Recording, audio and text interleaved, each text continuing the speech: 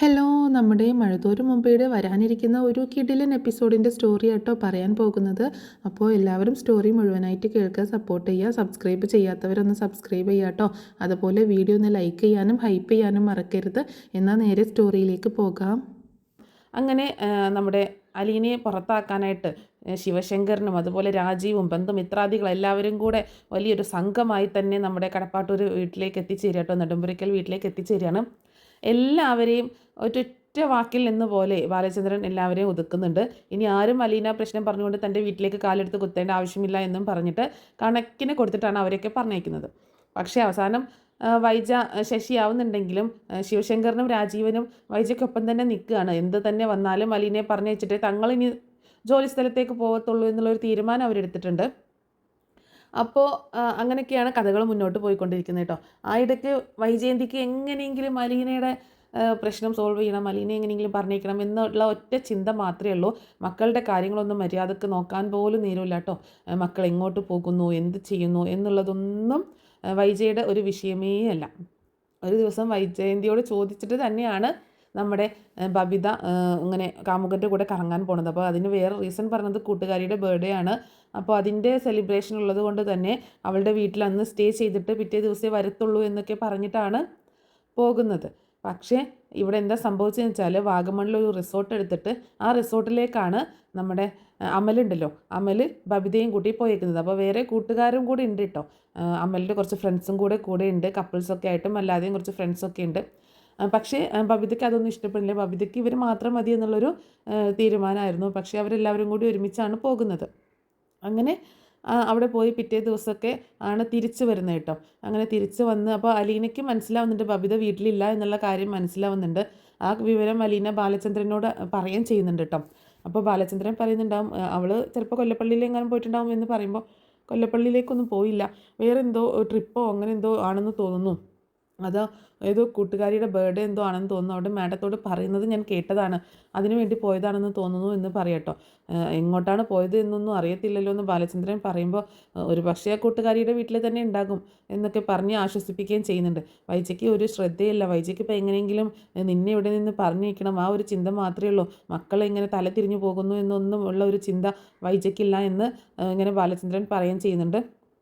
അങ്ങനെ പിറ്റേ ദിവസമാണ് വൈകുന്നേരമാണ് കേട്ടോ ബബിത തിരിച്ചു വരുന്നത്. അങ്ങനെ ബബിത തിരിച്ചു വരുന്ന സമയത്ത് വൈജയന്തി ആണെങ്കിൽ പ്രത്യേകിച്ച് ചോദ്യം ചെയ്യലൊന്നും നടത്തുന്നില്ല അലീനയോട്, നമ്മുടെ ബബിതയോട് കേട്ടോ. അപ്പോൾ ബബിത നേരെ വീട്ടിലേക്ക് കയറി അകത്തേക്ക് ഇങ്ങനെ പോകാൻ നിൽക്കുന്ന സമയത്ത് ബാലചന്ദ്രൻ ഒച്ചെടുത്തുകൊണ്ട് വരുന്നുണ്ട്. ബബിത അവിടെ നിൽക്കുക എന്ന് പറഞ്ഞിട്ട് വരിക കേട്ടോ. ബബിത ആകെ ഞെട്ടിപ്പോവാണ്. അപ്പോൾ എന്താ കാര്യം എന്നൊന്നും അറിയാത്ത ആകെ ഷോക്കാവുന്നുണ്ട് കേട്ടോ. അപ്പോൾ നീ ഇന്നലെ എവിടെയായിരുന്നു എന്ന് ചോദിക്കുമ്പോൾ അത് വെച്ചാൽ ഞാൻ എൻ്റെ ഒരു കൂട്ടുകാരിയുടെ വീട്ടിൽ, അവിടെ എന്തായിരുന്നു ആവശ്യമെന്ന് ചോദിക്കുമ്പോൾ അവിടെ ഒരു ബർത്ത്ഡേ സെലിബ്രേഷൻ ആയിരുന്നു അവളുടെ, അതുകൊണ്ട് പോയതാണ് എന്ന് പറയണേ. ഏത് കൂട്ടുകാരി, എവിടുത്തെ കൂട്ടുകാരി, അങ്ങനെ ഡീറ്റെയിൽ ആയിട്ടൊക്കെ ഇങ്ങനെ ചോദിക്കുമ്പോൾ വൈജയന്തിക്ക് ദേഷ്യം വരുന്നുണ്ട് കേട്ടോ. അവളുടെ എല്ലാ കൂട്ടുകാരെയും ബാലചന്ദ്രൻ അറിയാം, അവൾ എന്നോട് പറഞ്ഞിട്ടാണ് പോയത് എന്ന് പറയുമ്പോൾ അവൾ നിന്നോട് പറഞ്ഞിട്ടാണ് പോയത്, അവൾ എവിടേക്കാണ് പോയത്, അവൾ കൂട്ടുകാരിയുടെ ബർത്ത്ഡേക്ക് തന്നെയാണ് പോയത്, അതോ വേറെ വല്ലയിടത്തേക്കാണോ പോയത് എന്നൊക്കെ നീ അന്വേഷിച്ചിരുന്നോ, നീ എന്ത് വിശ്വസിച്ചാണ് അവളെ പറഞ്ഞു വെച്ചത് എന്നൊക്കെ ചോദിച്ച് ദേഷ്യപ്പെടുകയാണ് വൈജയന്തിയോട് ബാലചന്ദ്രൻ. അവൾ അങ്ങനെ തെറ്റൊന്നും ചെയ്യത്തില്ല, എൻ്റെ മകളാണ്, അതുകൊണ്ട് അവൾ അങ്ങനെ തെറ്റൊന്നും ചെയ്യത്തില്ല എന്ന് പറയുമ്പോൾ നിൻ്റെ മകളായത് കൊണ്ടാണ് എനിക്ക് നല്ല പേടിയുള്ളത് എന്ന് പറയാണ് ബാലചന്ദ്രൻ. അത് കേട്ടിട്ട് വൈജയന്തി ആകെ ഞെട്ടുന്നുണ്ട് കേട്ടോ. ബാലചന്ദ്രൻ എന്താ അങ്ങനെ പറഞ്ഞത്, ഞാൻ എന്ത് തെറ്റാ ചെയ്തതെന്ന് എന്നോട് പറ, എന്നെപ്പോലെ ആകുമെന്നാണ് ഭയം എന്നൊക്കെ പറഞ്ഞില്ലേ, എന്ത് തെറ്റാ ഞാൻ ചെയ്തത് എന്ന് എന്നോട് പറ എന്നൊക്കെ പറഞ്ഞ് ഒച്ചയെടുക്കുക കേട്ടോ. അപ്പോൾ ബാലചന്ദ്രൻ പറയുന്നുണ്ട് എന്നെക്കൊണ്ട് കൂടുതലൊന്നും പറയിപ്പിക്കേണ്ട എന്ന് പറയണം. അപ്പോൾ ആ സമയത്ത് ഇവർ തമ്മിലുള്ള ഈ യുദ്ധത്തിനിടയ്ക്ക് ബബിത അവിടെ നിന്ന് മെല്ലെ എസ്കേപ്പ് ആയിട്ടുണ്ടാവും കേട്ടോ. ബാലചന്ദ്രൻ നോക്കുമ്പോൾ ബബിതയെ കാണുന്നില്ല. കണ്ടോ, അവൾ മറുപടി പറയാൻ നിൽക്കാതെ അവൾ പോയത് കണ്ടോ, അവൾ കൂട്ടുകാരിയുടെ വീട്ടിൽ തന്നെയാണ് പോയതെന്ന് എന്താ ഉറപ്പ്, എന്താ തെളിവ് എന്നൊക്കെ ചോദിക്കുമ്പോൾ ഞാൻ വിളിച്ച് അന്വേഷിച്ചതായിരുന്നു, അവിടെ അങ്ങനെ ഒരു പാർട്ടി നടക്കുന്നുണ്ട് എന്ന് ആ കൂട്ടുകാരിയോട് സംസാരിക്കുകയും ചെയ്തതാണ് എന്നൊക്കെ പറയുന്നുണ്ട് കേട്ടോ. അങ്ങനെയാണെങ്കിൽ കൊള്ളാം, വിശ്വാസം നല്ലതാണ്, പക്ഷെ അന്ധമായിട്ട് മക്കളെ വിശ്വസിക്കേണ്ട. എപ്പോഴാണ് ഇന്നത്തെ കാലത്ത് ഓരോന്ന് സംഭവിക്കുക എന്നൊന്നും പറയാൻ പറ്റത്തില്ല എന്ന് ബാലചന്ദ്രൻ താക്കീത് കൊടുക്കുന്നുണ്ട്. അപ്പോൾ പറയുന്നുണ്ട് എങ്ങനെ മക്കൾ വഷളാവാതിരിക്കും, അച്ഛനെ കണ്ടല്ലേ മക്കൾ പഠിക്കുന്നത്, അച്ഛൻ വീട്ടിൽ താൻ തോന്നിത്തരല്ലേ കാണിക്കുന്നത്, പിന്നെ മക്കളെങ്ങനെ വഷളാവാതിരിക്കും എന്നൊക്കെ പറഞ്ഞ് വൈജയന്തി ബാലചന്ദ്രനെ കുറ്റപ്പെടുത്തുന്ന സമയത്ത് അപ്പോൾ ബാലചന്ദ്രൻ പറയുന്നുണ്ട് എന്നെ കണ്ടല്ല മക്കൾ പഠിക്കുന്നത്, എന്നെ കണ്ടാണ് പഠിച്ചിരുന്നത് എങ്കിലേ എന്നോ മക്കൾ നന്നായി പോയേനെ. ബബിത നിന്നെ കണ്ടാണ് പഠിക്കുന്നത്, നിൻ്റെ അതേ സ്വഭാവം, നിൻ്റെ അതേ കള്ളത്തരങ്ങളും എല്ലാം ബബിതയ്ക്കും ഉണ്ട് എന്നിങ്ങനെ പറഞ്ഞ് ദേഷ്യപ്പെട്ടുകൊണ്ട് ബാലചന്ദ്രൻ അവിടെ നിന്ന് പോകുമ്പോൾ, ഞാൻ എന്ത് കള്ളത്തരം കാണിച്ചെന്ന് ബാലചന്ദ്രൻ പറയണമെന്ന് ചോദിച്ചുകൊണ്ട് വീണ്ടും ഇങ്ങനെ ഉടക്കിന് ചെല്ലുക. അതിന് മറുപടി കൊടുക്കാതെ ബാലചന്ദ്രൻ പെട്ടെന്ന് മുകളിലേക്ക് തന്നെ കയറി പോകുന്നുണ്ട്. അങ്ങനെ ബബിത നേരെ തൻ്റെ റൂമിലേക്ക് ചെല്ലുകയാണ്. റൂമിലേക്ക് ചെല്ലുന്ന ബബിത ഭയങ്കര സന്തോഷത്തിലാട്ടോ. കഴിഞ്ഞ ദിവസം അവിടെ അടിച്ചു പൊളിച്ചതും റിസോർട്ടിൽ സ്റ്റേ ചെയ്തതും ഒക്കെ ആയിട്ടുള്ള സംഭവങ്ങളൊക്കെ ആയിട്ട് ഭയങ്കര സന്തോഷത്തിലാണ്. പക്ഷേ യഥാർത്ഥത്തിൽ അവിടെ എന്താ സംഭവിച്ചത് എന്നുള്ളത് ബബിതയ്ക്ക് പോലും അറിയില്ല കേട്ടോ. ബബിതയ്ക്ക് മനസ്സിലാവുന്നില്ല, തൻ്റെ ജീവിതത്തിൽ ഇത്രയും വലിയൊരു ദുരന്തം നടന്നിട്ടുണ്ട് എന്നുള്ളത് ബബിത മനസ്സിലാക്കുന്നില്ല കേട്ടോ. അപ്പോൾ ബബിതയെ ബ്ലാക്ക് ചെയ്യാനായിട്ട് മനഃപൂർവ്വം ഒരുപാട് സംഭവങ്ങളൊക്കെ അവിടെ ഉണ്ടാക്കിയിട്ടുണ്ടായിരുന്നു അമൽ. അപ്പോൾ എന്താണെന്ന് വെച്ചിട്ടുണ്ടെങ്കിൽ ബബിതയുടെ കുറച്ച് ന്യൂഡ് ഫോട്ടോസ് അതുപോലെ വീഡിയോസും ഒക്കെ എടുത്തിട്ടുണ്ടായിരുന്നു കേട്ടോ. അപ്പോൾ ശരിക്കും പറഞ്ഞാൽ ബബിത റിസോർട്ടിൽ പോയിട്ട് ഒരു ദിവസം അടിച്ചു പൊളിച്ചു താമസിച്ചു ഇങ്ങോട്ട് തിരിച്ചു പോന്നു. പക്ഷേ ബബിത അറിഞ്ഞിരുന്നില്ല അതിൻ്റെ പുറകിലുള്ള ട്രാപ്പ് എന്താണെന്നുള്ളത് ബബിത അറിഞ്ഞിരുന്നില്ല കേട്ടോ. അങ്ങനെ വീട്ടിലെത്തിയ ശേഷം ബബിത അമലിനെ വിളിക്കുന്നുണ്ട്.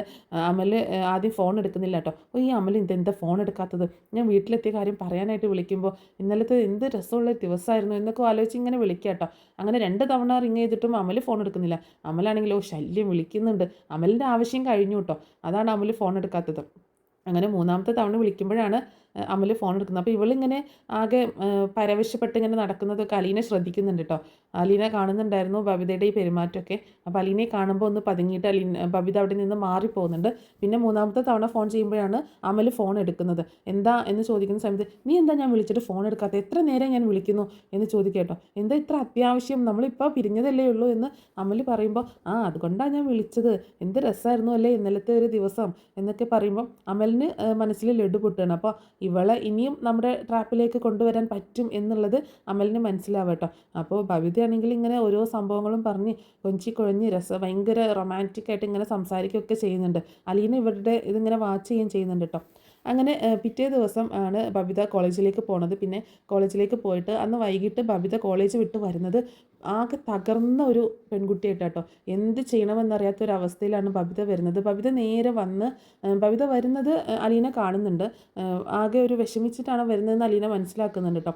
ബബിത നേരെ മുകളിലേക്ക് കയറി പോവുകയാണ്. ആ സമയത്ത് അലീന ചോദിക്കുന്നുണ്ട്, എന്ത് പറ്റി വയ്യേ, എന്തെങ്കിലും ബുദ്ധിമുട്ടുണ്ടോ എന്ന് ചോദിക്കുന്ന സമയത്ത് പറയുന്നുണ്ട്. ഒന്നും പറയാതെ തന്നെ ബബിത ദേഷ്യത്തോടെ അവളെ നിന്ന് നോക്കിക്കൊണ്ട് മുകളിലേക്ക് കയറി പോവുകയാണ് ചെയ്യുന്നത്. അലീനയ്ക്ക് എന്തൊക്കെയോ സംതിങ് റോങ് ആയിട്ട് തോന്നുക കേട്ടോ. അങ്ങനെ ബബിത മുകളിൽ പോയിട്ട് വാതിലടച്ചിട്ട് പൊട്ടിക്കറിയാട്ടോ. എന്താ സംഭവിച്ചതെന്നൊന്നും അറിയില്ലല്ലോ. അങ്ങനെ ചായ കുടിക്കാനൊക്കെ എടുത്തു വെച്ചു. കൃഷ്ണയോട് പറയുന്നുണ്ട്, ചേച്ചിയെ വിളിച്ചിട്ട് വാ ചായ കുടിക്കാമെന്നൊക്കെ പറയുമ്പോൾ കൃഷ്ണ പറയുന്നുണ്ട്, ഞാൻ വിളിച്ച ചേച്ചി വരുമോ, എന്നോട് ദേഷ്യപ്പെടും, അലീന ചേച്ചി തന്നെ പോയി വിളിച്ചു നോക്ക് എന്ന് പറയാട്ടോ. അങ്ങനെ അലീന തന്നെയാണ് കൃഷ്ണയെ അങ്ങനെ ബബിതയെ വിളിക്കാനായിട്ട് പോണത്.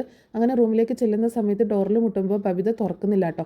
അപ്പോൾ 2-3 തവണ മുട്ടിയിട്ടാണ് ബബിത തുറക്കുന്നത്. എന്താ എന്ന് ചോദിച്ച് ദേഷ്യപ്പെട്ടുകൊണ്ട് ബബിത പുറത്തേക്ക് വരികയാണ്. ചായ എടുത്ത് വെച്ചിട്ടുണ്ട്, നിനക്ക് എന്തേ വയ്യേ, ചായ കുടിക്കുന്നില്ലെന്ന് ചോദിക്കുമ്പോൾ ഞാൻ വന്നേക്കാം എന്ന് പറയാട്ടോ. അപ്പോൾ ഈ ബബിതയുടെ ഈ പെരുമാറ്റമൊക്കെ കണ്ടിട്ട് അലീനയ്ക്ക് എന്തോ വല്ലാതെ തോന്നുകയാണ്. അപ്പോൾ എന്ത് പറ്റി, നിനക്ക് എന്ത് പറ്റി, വയ്യ, എന്തെങ്കിലും മെഡിസിൻ വേണോ, ഹോസ്പിറ്റലിൽ പോകണോ എന്നൊക്കെ ചോദിക്കുമ്പോൾ നീ ഒന്ന് പോയി തന്നാൽ മതി, എനിക്ക് ഇത്തിരി മനസ്സമാധാനം തന്നാൽ മതി എന്നൊക്കെ പറഞ്ഞ് വാതിലടയ്ക്കുകയാണ്. അതേസമയം ബബിതയുടെ ഫോൺ റിങ് ചെയ്യണത് അലീന കേൾക്കുന്നുണ്ട്. അങ്ങനെ അലീന അവിടെ തന്നെ നിൽക്കണം. ഫോൺ എടുത്തിട്ട്, അമൽ പ്ലീസ് ദയവ് ചെയ്ത് എന്നെ ഒന്ന് വെറുതെ വിട്ടേക്ക്, നീ എന്നോട് എന്തിനാണ് ഇതൊക്കെ ചെയ്തത്, ഞാൻ നിന്നെ സ്നേഹിച്ചു, ആ ഒരു തെറ്റല്ലേ ഞാൻ ചെയ്തുള്ളൂ എന്നൊക്കെ പറഞ്ഞ് ഇങ്ങനെ ഒരുപാട് പൊട്ടി കരഞ്ഞുകൊണ്ട് ബബിത സംസാരിക്കുക കേട്ടോ.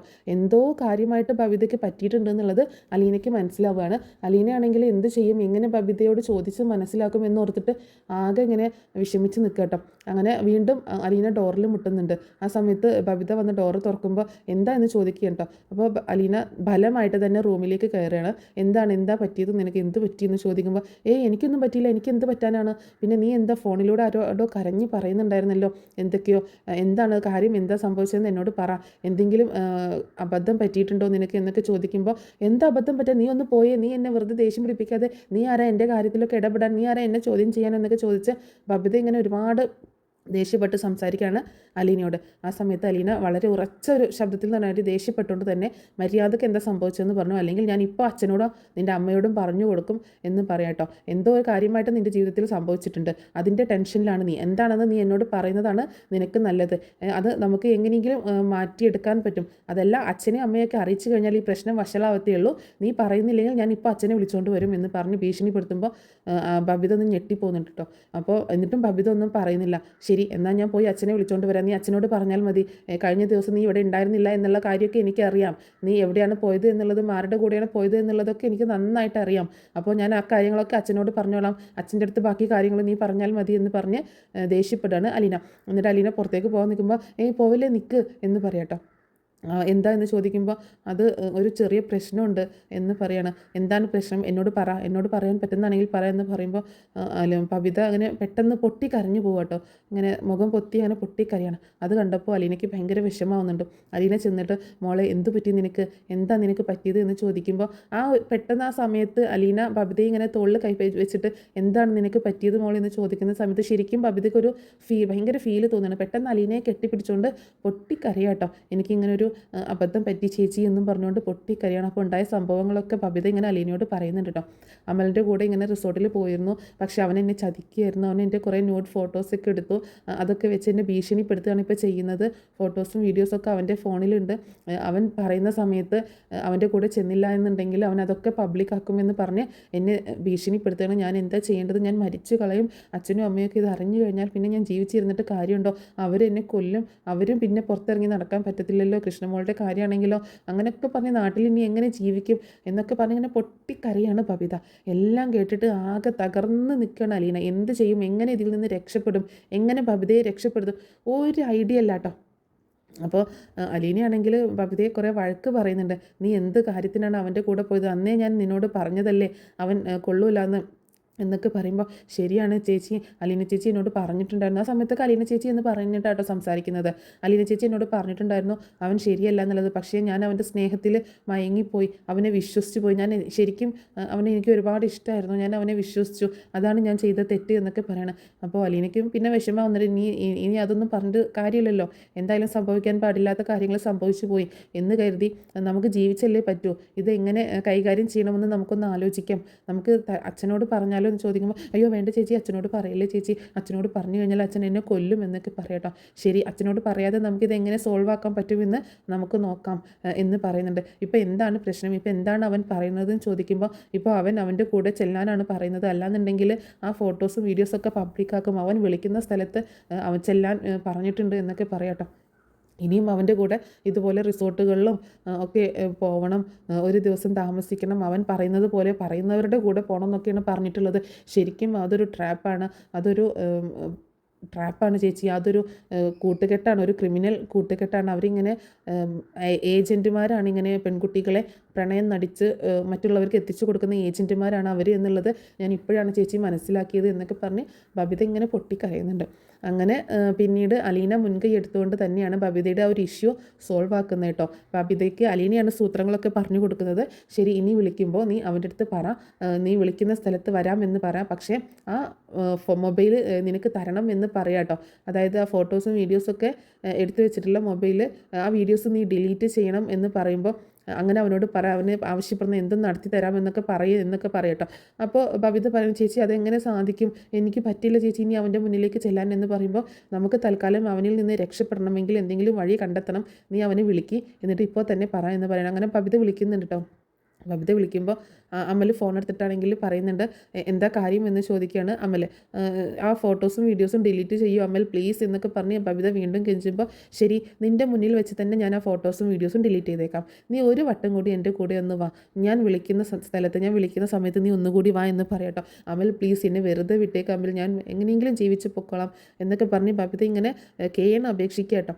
അപ്പോൾ വീണ്ടും അമൽ പറയുന്നത് അതുതന്നെയാണ്, ഞാൻ വിളിക്കുന്ന സ്ഥലത്ത് നീ ഒരു വട്ടം വന്നാൽ മതി, അല്ലെങ്കിൽ പിന്നെ വേണ്ട നീ അത് മറന്നേക്ക്, നീ അതിനെപ്പറ്റി ചിന്തിക്കേണ്ട ആവശ്യമില്ല എന്നൊക്കെ പറയണം. ശരി, ഞാൻ വരാമെന്ന് ബബിത സമ്മതിക്കുന്നുണ്ട്. അപ്പോൾ എവിടെയാണ് വരേണ്ടതെന്നും എന്നാന്നൊക്കെ ഉള്ളത് ബബിതയോട് പറഞ്ഞു കൊടുക്കുന്നുണ്ട് കേട്ടോ.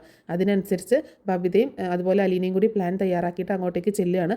അപ്പോൾ മനുവിനെ കൂട്ടുപിടിച്ചിട്ടാണ് ചെല്ലുന്നത് കേട്ടോ. മനുവിൻ്റെ അടുത്ത് മാത്രം അലീന പറയുന്നുണ്ട് ഈ കാര്യങ്ങളൊക്കെ പറയണം. അങ്ങനെ മനുവിനെയും കൂട്ടി പിടിച്ച് ചെന്നിട്ട് ആദ്യം ബബിത അങ്ങോട്ടേക്ക് കയറി ചെല്ലുകയാണ്. അപ്പോൾ ബബിതയെ കണ്ടപ്പം അമലിന് ഭയങ്കര സന്തോഷമാവുന്നുണ്ട്.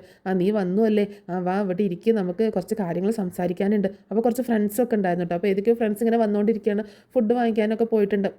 അപ്പോൾ അമൽ പറയുന്നുണ്ട് നമുക്ക് റൂമിലിരുന്ന് സംസാരിക്കാം, ഇവരിവിടെ ഇരുന്ന് കളിക്കട്ടെ എന്ന് പറയട്ടെ. അവിടെയാണെങ്കിലും മദ്യവും മയക്കുമരുന്നും ഒക്കെ ആയിട്ടുള്ളൊരു കൂട്ടുകെട്ടാണ്. അപ്പം ബബിത പറയുന്നുണ്ട് അമൽ പ്ലീസ് ആ വീഡിയോ ഡിലീറ്റ് ചെയ്ത്, ഞാൻ വന്നില്ലേ എനിക്ക് പോകണം എന്ന് പറയുമ്പോൾ നിനക്ക് എന്താ ഇത്ര ധൃതി, കുറച്ച് കഴിഞ്ഞിട്ട് ഞാൻ നിന്നെ കൊണ്ടാക്കിക്കോളാം, നീ വാ നമുക്ക് അവിടെ ഇരുന്ന് സംസാരിക്കാം എന്ന് പറയട്ടോ. അങ്ങനെ സംസാരിക്കാമെന്ന് പറഞ്ഞ് നിൽക്കുന്ന സമയത്താണ് പെട്ടെന്ന് വീണ്ടും ഡോറിൽ മുട്ടനെ കേൾക്കുമ്പോൾ തുറന്നു കൊടുക്കാൻ പറയുന്നുണ്ട് കേട്ടോ അമൽ. അത് അവൻ ഫുഡും കൊണ്ട് വന്നതായിരിക്കും, ഡെലിവറി ബോയ് ആയിരിക്കും എന്നൊക്കെ പറഞ്ഞ് ഫുഡ് കൊണ്ട് വന്നായിരിക്കും എന്ന് പറയുമ്പോൾ മനു ആട്ടോ അങ്ങോട്ട് ഇടിച്ച് കയറി ചെല്ലുന്നത്. മനു അലീനയും കൂടി ചെല്ലുകയാണ്. അത് കണ്ടിട്ട് അമലും ഫ്രണ്ട്സും ആകെ ഷോക്ക് ആവുന്നുണ്ട്. അവർക്ക് മനുവിൻ്റെ മുന്നിൽ പിടിച്ച് നിൽക്കാൻ പറ്റുന്നില്ല കേട്ടോ, നന്നായിട്ട് പെരുമാറുന്നുണ്ട്. അതുപോലെ അമലിൻ്റെ ഫോണും അതുപോലെ അവിടെ സിസ്റ്റങ്ങളും എല്ലാം നശിപ്പിച്ച് അതിൽ മെമ്മറി കാർഡും സാധനങ്ങളൊക്കെ എടുക്കുന്നുണ്ട് കേട്ടോ. അങ്ങനെ ആ ഫോട്ടോസും വീഡിയോസൊക്കെ ഡിലീറ്റ് ചെയ്യുന്നുണ്ട്. അങ്ങനെ ബബിതയുടെ കാര്യത്തിൽ സെറ്റാക്കണം. അതുപോലെ തന്നെ പോലീസിനെ അറിയിച്ചിട്ട് ഇവരുടെ ഈ കൂട്ടുകെട്ട്, അതായത് ബബിതയ്ക്ക് ഈ പ്രശ്നമൊന്നും വരാത്ത രീതിയിൽ സോൾവ് ആക്കുകയും ചെയ്യുന്നുണ്ട്. ഇവരെയൊക്കെ പോലീസിൽ പിടിപ്പിക്കുകയും ചെയ്യുന്നുണ്ട്.